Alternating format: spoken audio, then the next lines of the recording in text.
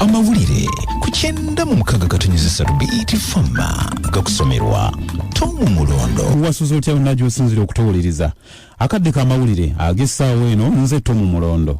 Omukulembeze w'eggwanga General Kaguta Museveni alagidde nti ensimbi eziweerezeddwa mu nkola ya Parish Development Model tezisaanidde kutemwako misoso egisalibwako banka. Mchatuddwa nampala wa gavumenti Dennis Samson Obua bwabadde mu musomo ogw'omulundi ogw'11 oguteekeddwa aba Institute of Certified Public Accountants n'ategeeza nti President Museveni afunye alipoota ez'enjawulo ku bantu abaweereddwa ensimbi za PDM nti tebafuna nsimbi mu bujjuvu bwazo olwa banka okuzisalangako emisoso. Bw'ati agamba nti mu lutuula lwa kabineti kino kyasaliddwawo era President n'alagira banka zonna n'ebitongole eby'ebyensimbi okulekerawo okukola kino bunnambiro.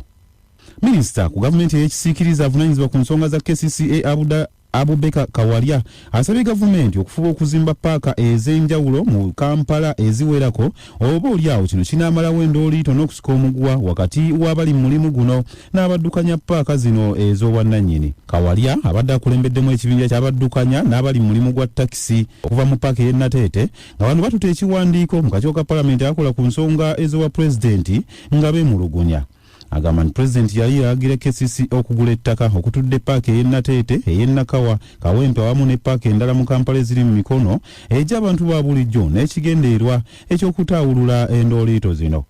Kati akulidde abaddukanya paaka ey'e Natete Bruno Walugembe ye asonze olunwe mu amyuka Ssenkulu wa KCCA Engineer David Luyimbazi ng'alumiriza okwekobaana n'abamu ku bantu aboolubatu ne baseketeera emirimu gya paaka eno nga basolooza n'ensimbi ez'ekimpatiira.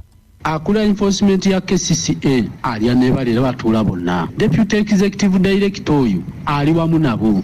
Era ekyo ekiguruupu ekyawutofu yakifoomingawo ne Hudu Hussein.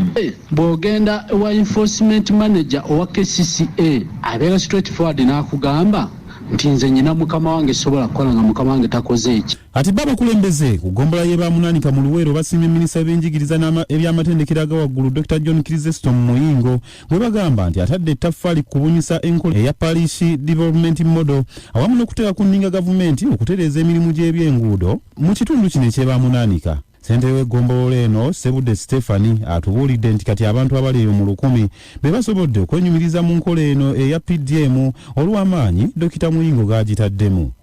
Sebudde Stephanie Sente w'eggombolola eno ekyamazima njala kwebaza Dr. John Kirizesto Muyingo atuyambye mu kuyambako ku masomero amasinzizo tulina abaweze 10 n'omusobyo nga beenyumiriza mu PDM. Twagala okwebaza Katonda olwa omutima ogwo gwe yamuwa.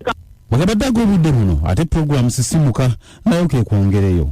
Ago ge gabadde AMAWULIRE ku 9:3 BT.